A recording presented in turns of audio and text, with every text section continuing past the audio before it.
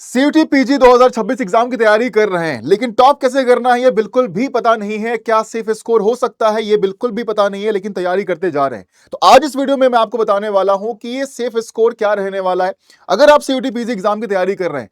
Right, so welcome to CUET PG वाला। मैं सोनू कुमार आप सभी का वेलकम करता हूं और आज इस वीडियो में हम जानेंगे कि जिस एग्जाम की तैयारी आप कर रहे हैं, इस एग्जाम के लिए आपको कितनी मेहनत करनी है, क्या क्या एक प्रोसेस रहने वाला है, क्या क्या स्ट्रेटजी रहने वाला है, और ये सेफ स्कोर क्या है जिसमें कि आपका सिलेक्शन सुनिश्चित हो सकता है आपके ड्रीम कॉलेज में। तो उसके बारे में पूरी चर्चा हम करने वाले हैं।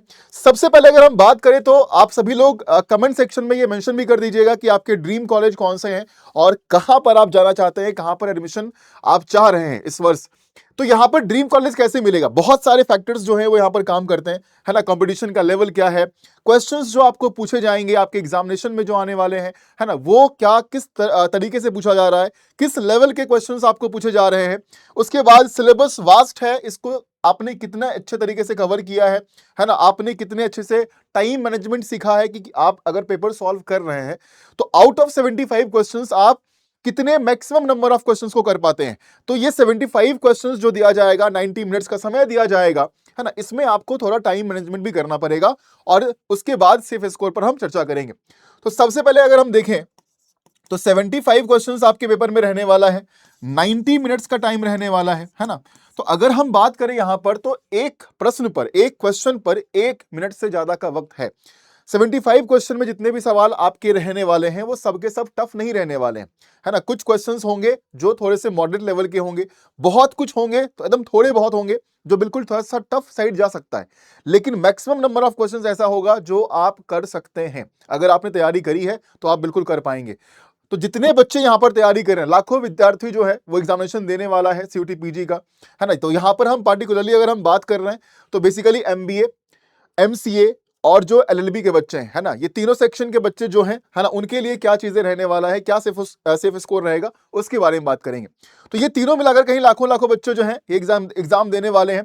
क्वेश्चन का लेवल की अगर हम बात करें तो देखिए मैक्सिमम क्वेश्चन जो आपके रहने वाले हैं आउट ऑफ 75 वो इजी टू मॉडरेट लेवल के रहने वाले हैं, है ना।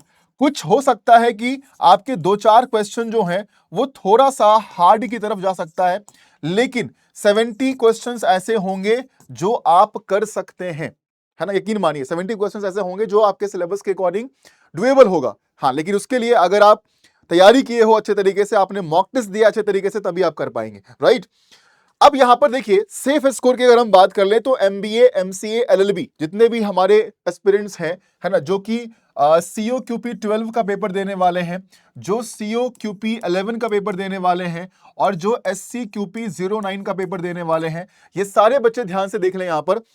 अब जब आप तैयारी कर रहे हो तो अपना टारगेट आप क्या बनाओगे कि भाई इतना स्कोर लेकर अगर हम आ जाते हैं तो मेरा एडमिशन जो है वो पक्का हो सकता है मेरे ड्रीम कॉलेज में, जहां भी आप जाना चाहते हैं। आपको डीयू जाना है, आपको जेएनयू जाना है, आपको बीएचयू जाना है ना, आपको इलाहाबाद जाना है, जहां भी जाना है वहां पर एडमिशन जो है वो आपका हो सकता है ना।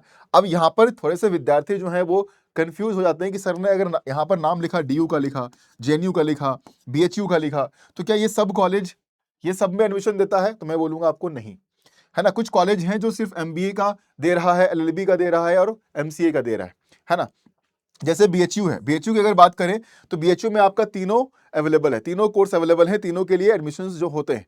लेकिन एमबीए की बात करें तो डीयू में नहीं होता है ना। डीयू का थोड़ा सा अलग प्रोसीजर है उसका, है ना। तो एक जनरलाइज्ड मैं बता रहा हूं कि ये सब कॉलेज अगर आप टारगेट कर रहे हो इन सभी किसी में कोर्सेज के थ्रू, तो एमबीए के लिए अब एमबीए वाले बच्चे जो हैं वो ज्यादातर कहां जाना प्रेफर कर रहे हैं, तो बीएचयू में एडमिशन उनका हो जाए, है ना, डीएवी इंदौर में उनका एडमिशन हो जाए, या फिर टिस मुंबई में हो जाए।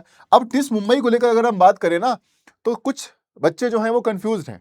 टिस मुंबई में मास्टर्स के नाम से जो है वो आपका कोर्स होता है, एमबीए के नाम से जो है वो आपको नहीं मिलेगा, है ना। तो यहां पर अगर आप जाओगे तो यहां पर कुछ सेक्शन ऐसे हैं, कुछ ऐसे स्पेशलाइजेशन है जो सीयूटी पीजी स्कोर के थ्रू होता है, और कुछ ऐसे स्पेशलाइजेशन है जो आपके कैट के स्कोर के थ्रू होता है, ठीक है। तो जो बच्चे यहां पर सीयूटी पीजे के थ्रू जाना चाह रहे हैं, वो उसके वेबसाइट पर दोनों ही कैटेगरी को बिल्कुल डिस्ट्रीब्यूट करके दिखाया गया है, आप जाकर देख सकते हैं, राइट। तो यहां पर अगर जाना चाहते हैं आप, तो आपको ये मार्क्स टारगेट करना पड़ेगा। एंड फॉर टिस स्पेशली अगर मैं बात करूं कि अगर आप टिस को टारगेट कर रहे हो, then go for 270 plus marks, है ना, तभी आपका एडमिशन पॉसिबल हो सकता है। इस दोनों के लिए ये आपका टारगेट रहना चाहिए सेफ स्कोर के लिए।